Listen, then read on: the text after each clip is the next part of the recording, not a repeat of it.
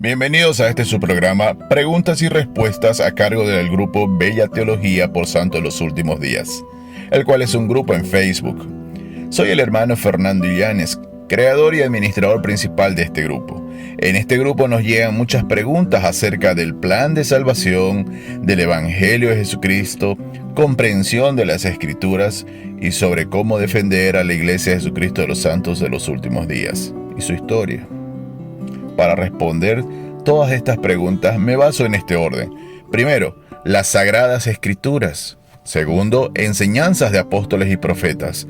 Tercero, libros y manuales oficiales de la Iglesia. Cuarto, enseñanzas de eruditos, académicos y expertos miembros de la Iglesia. Y quinto, mi criterio personal, el cual lo vengo formando desde que serví una misión regular de 2 años y servir como maestro de instituto y de escuela dominical por más de 20 años. Es importante y relevante recalcar que las respuestas ofrecidas aquí a las preguntas son de total responsabilidad de mi persona y por lo tanto no es la posición oficial de la Iglesia de Jesucristo de los Santos de los Últimos Días. Sin embargo, comprendo que responderé basándome lo más fielmente posible a su doctrina oficial. Te propongo que mientras escuches a continuación las preguntas y sus respuestas, ores en tu corazón pidiendo al Padre que te ayude a sentir lo que debas retener y valorar del programa de hoy. Las respuestas han sido originadas bajo estudio y oración. Ahora pasemos a las preguntas y sus respuestas. La siguiente pregunta nos llega. Dice: ¿es pecado que le oculte cierta información a mi cónyuge? Conociéndole, sé que puede entorpecerse cierto beneficio familiar si mi cónyuge se entera. ¿Dios censura que le guarde secretos a mi cónyuge? El nombre es reservado y nos lo envían desde Argentina. Respondamos. Satanás obra en lo secreto y la mentira. Tanto la mentira como el secreto al cónyuge, o esposo o esposa, es algo malo. Y lo malo o la maldad nunca fue felicidad. Eso lo dice el profeta Alma en Alma 41:10. En una ocasión, mi madre recibió su herencia patrimonial.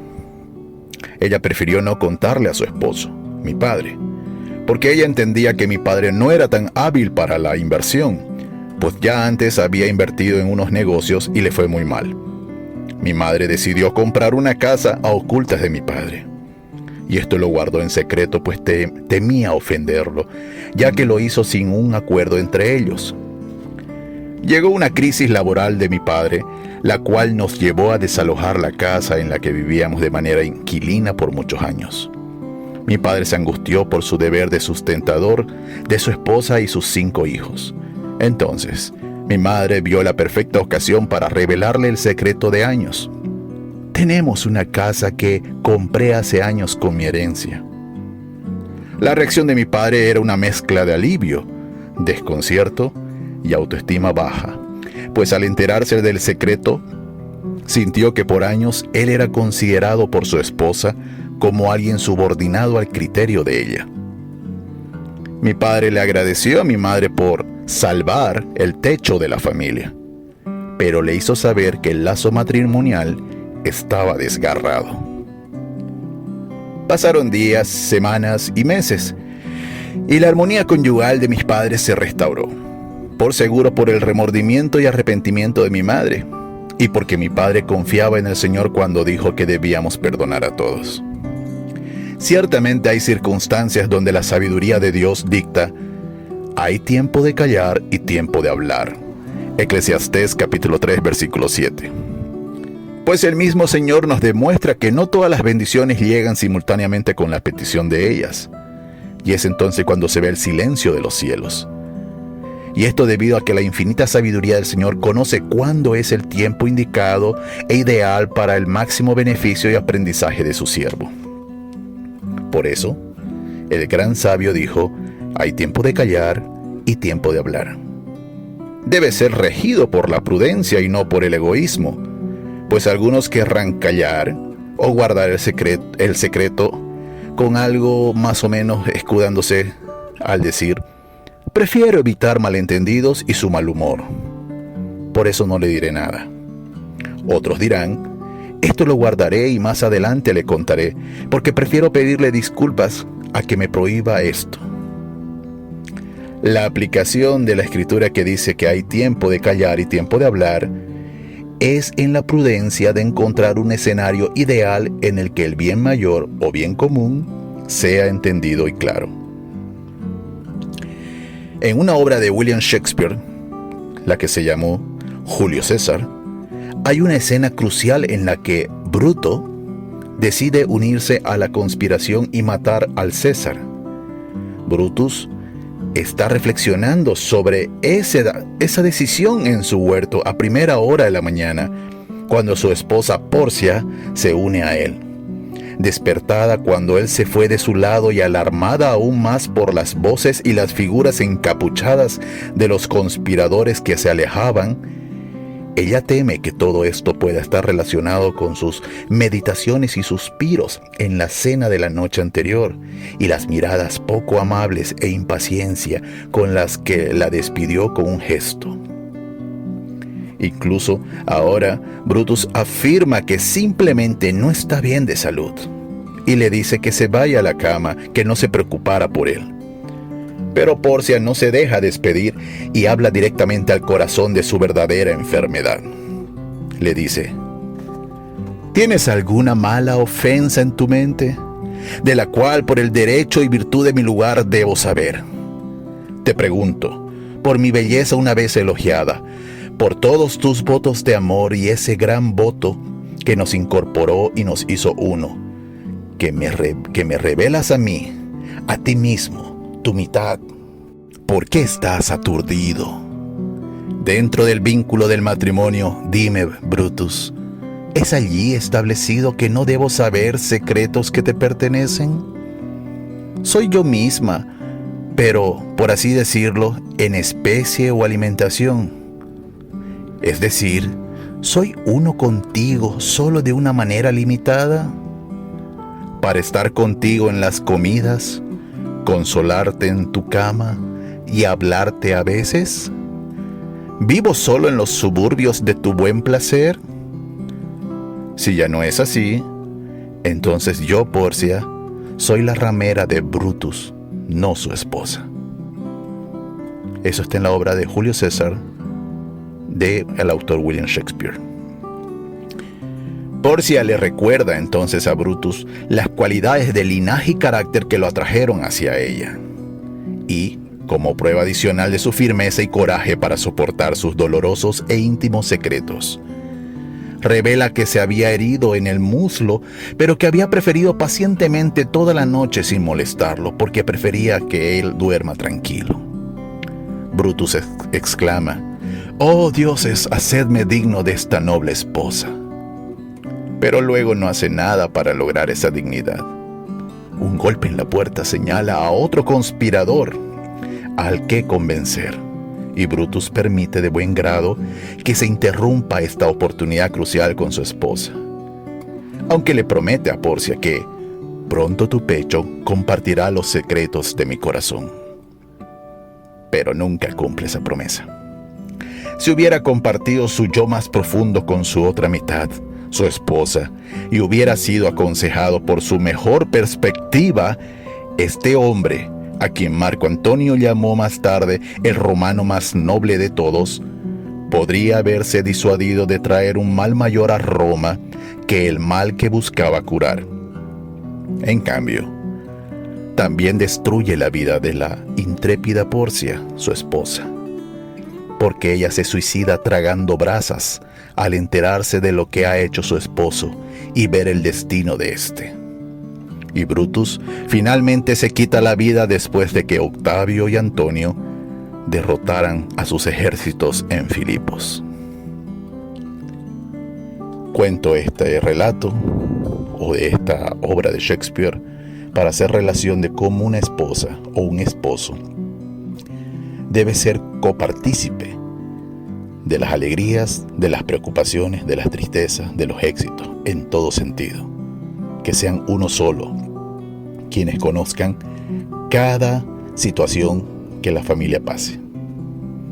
Ser una sola carne en el amor físico ciertamente da fortalecimiento sentimental al matrimonio, pero el egoísmo con sus secretos y mentiras inhiben e inutilizan a dicho fortalecimiento.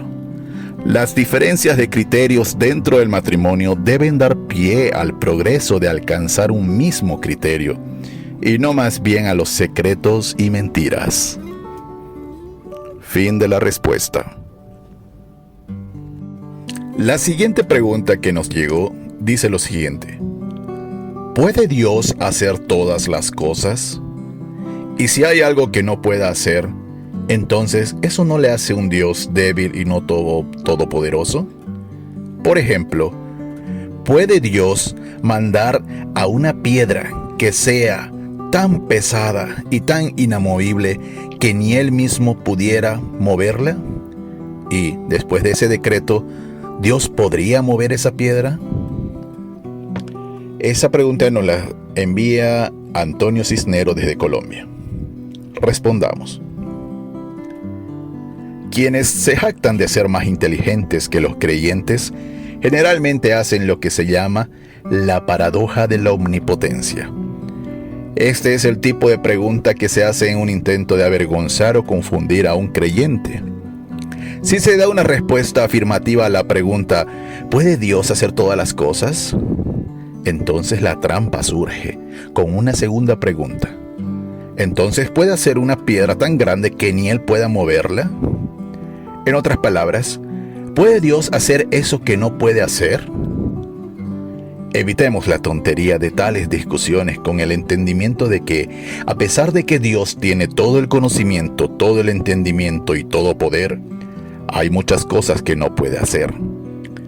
Él no puede hacer lo que es impío. Sí, no puede hacer lo que es impío. No puede carecer de sabiduría, conocimiento o virtud. Él no puede ser malo, no puede ser mezquino o no puede ser mentiroso. Él no puede exaltar ni salvar al impenitente, al que no lo merece. No puede hacer nada que no sea lo mejor para sus hijos. No puede fallar a su palabra. No gastará poder en tontas exigencias de incrédulos. No puede olvidar y no recompensar a la obediencia a sus hijos. Entonces, ¿eso no le hace un Dios débil y no todopoderoso? Precisamente en el ejercicio de que no hace ninguna de los ejemplos mencionados es que le permite ser el Todopoderoso. En el ambiente en donde Él reside existen leyes que Él mismo cumple para mantener su gloria y poder. Por definición, en donde Dios reside, solo se hace lo que es divino. Así como es una ley para nosotros en este mundo la gravedad, para el mundo de Dios hay una ley que exige la divinidad. Al enseñar este principio, José Smith dijo: todo lo que Dios requiere es correcto, no importa lo que sea, aunque es posible que no veamos su razón hasta mucho después de que los eventos ocurran. Eso está en Enseñanzas del Profeta José Smith, página 256. Por lo tanto, jamás podría darse el caso que Dios derrochara poder en una solicitud tan tonta como crear una piedra tan pesada que ni siquiera Él pudiera moverla. Fin de la respuesta. La siguiente pregunta que nos llega también dice: ¿qué edad tiene la Tierra? Marco Juárez desde México. Respondamos. Por revelación se nos ha dicho que todas las cosas fueron creadas espiritualmente primero y, por lo tanto, todas las formas de vida vinieron de otra esfera. Véase eso en Moisés capítulo 3, versículo 5.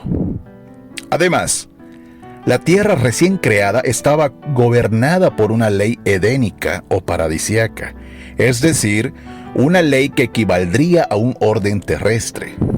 En contraste, nuestra tierra actual está gobernada por la ley celestial, que es enormemente diferente.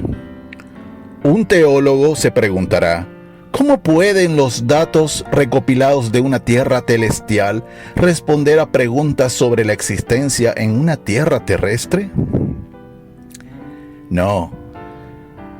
Definitivamente hay que analizar la coherencia de las preguntas con las evidencias que hay. No estudiamos las uvas para sacar conclusiones sobre las calabazas, ni estudiamos la luna para aprender sobre las formas de vida que puede haber en el sol. ¿Por qué entonces estudiaríamos una tierra celestial para sacar conclusiones sobre la creación de un mundo terrestre? También se puede observar que los poderes del sacerdocio no están limitados por la ley natural.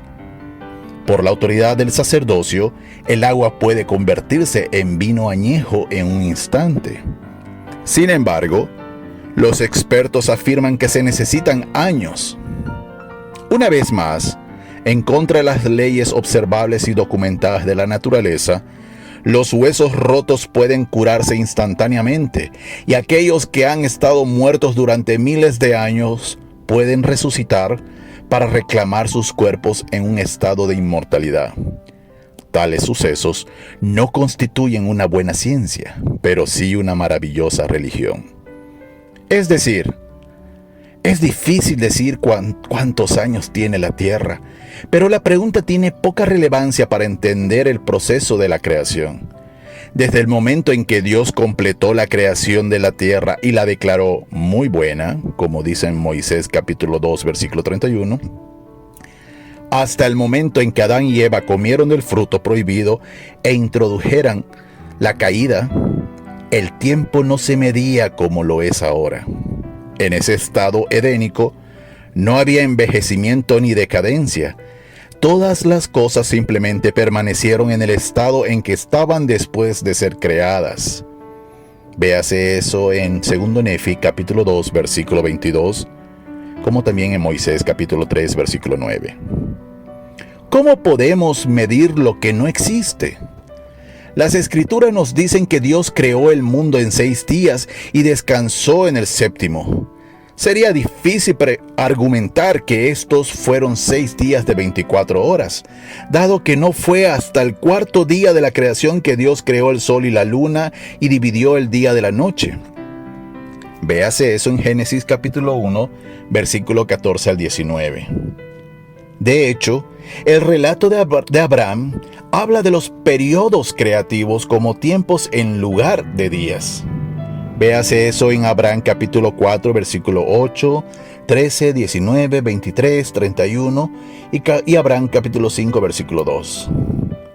Puede ser que cada uno de los días de la creación consistiera en el tiempo que fuera necesario para llevar a cabo la tarea asignada, y cuando se completaba, eso era un día.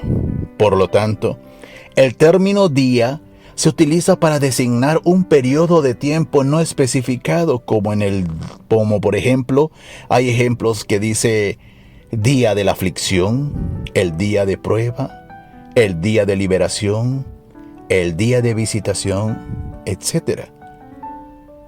Aunque dice días, claramente se va a entender que es un proceso, un periodo, y no 24 horas necesariamente. En las medidas de tiempo conocidas por el hombre, no sabemos cuánto tiempo tomó crear la tierra ni cuánto tiempo escogieron Adán y Eva para permanecer en su estado edénico. Las revelaciones nos dicen específicamente el periodo de tiempo durante el cual la tierra estará sujeta a los efectos de la caída de Adán, es decir, muerte, decadencia y corrupción. Se le dijo al profeta José Smith que esta tierra tendrá 7,000 años de continuidad o existencia temporal. Doctrina y Convenio, sección 77, versículos 6 y 12. Una existencia temporal es aquella en la que hay muerte, en la que las cosas son distintas de las eternas.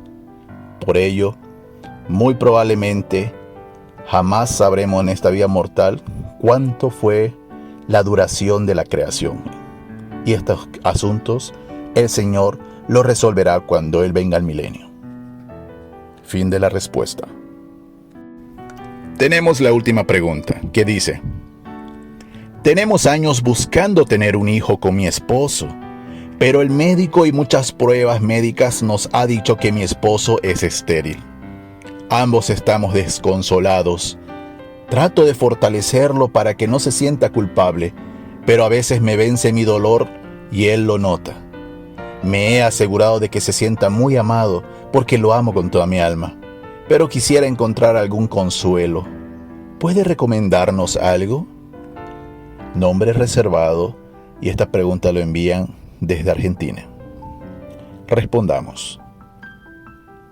Sí, claro que puedo recomendarles algo, y es lo mejor que les puedo recomendar. Y esa recomendación dice: busquen amparo y consuelo con su obispo, pues él es el emisario de las palabras del Señor. Obviarlo al obispo es obviarlo al Señor. El Señor les ayudará en la paciencia a través del obispo. Y digo paciencia porque ciertamente no es conclusivo ni definitivo el que ustedes no tendrán hijos en este mundo. Y para que eso lo entiendan y lo asimilen, deben esperar pacientemente en el Señor. Por infinitamente sabio y no por tacaño, es que Dios reserva ciertas bendiciones para su cumplimiento, pero en otros tiempos. Y a veces esos tiempos es después de esta vida mortal. Ningún padre siente que su niño es olvidado y discriminado solo porque no se le enseña álgebra universitaria, estando su niño en primaria. El presidente Dowling H. Oaks enseña lo siguiente. Algunos de los que están escuchando este mensaje probablemente digan: ¿pero qué pasa conmigo?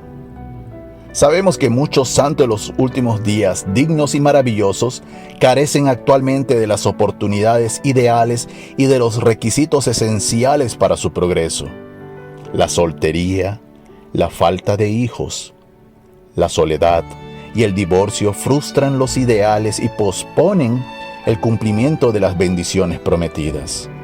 Además, algunas mujeres que desean ser madres y amas de casa a tiempo completo se han visto literalmente obligadas a entrar a la fuerza en un ambiente laboral a tiempo completo. Pero estas frustraciones son solo temporales.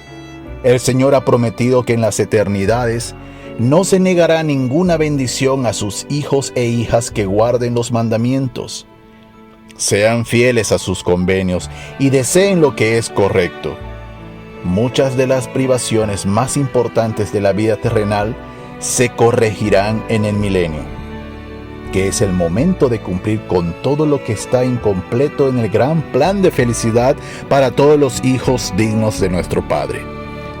Sabemos que eso será cierto en lo que respecta a las ordenanzas del templo. Creo que también será cierto en lo que respecta a las relaciones y experiencias familiares. Elder Dowling H. Oaks, en la Conferencia General de octubre de 1993. Recordemos las palabras consoladoras del profeta Isaías. Regocíjate, oh estéril, la que no daba a luz, prorrumpe en cánticos y dad voces de júbilo. La que nunca ha estado de parto, porque más son los hijos de la desolada que los de la casada, ha dicho Jehová. Isaías capítulo 54, versículo 1. Fin de la respuesta.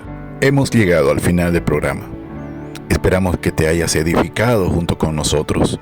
Si tienes alguna pregunta que quisieras compartir con nosotros, búscanos en el grupo de Facebook Bella Teología por Santo de los Últimos Días. Haz tu pregunta allí al agregarte al grupo, y entonces analizaremos la respuesta y la publicaremos o la compartiremos aquí en la radio. Gracias por confiar en nosotros. Te pedimos que puedas esperarnos para el próximo programa, el próximo viernes, aquí en tu radio, Radio Abinadí. Que el Señor nos bendiga a todos. Un abrazo.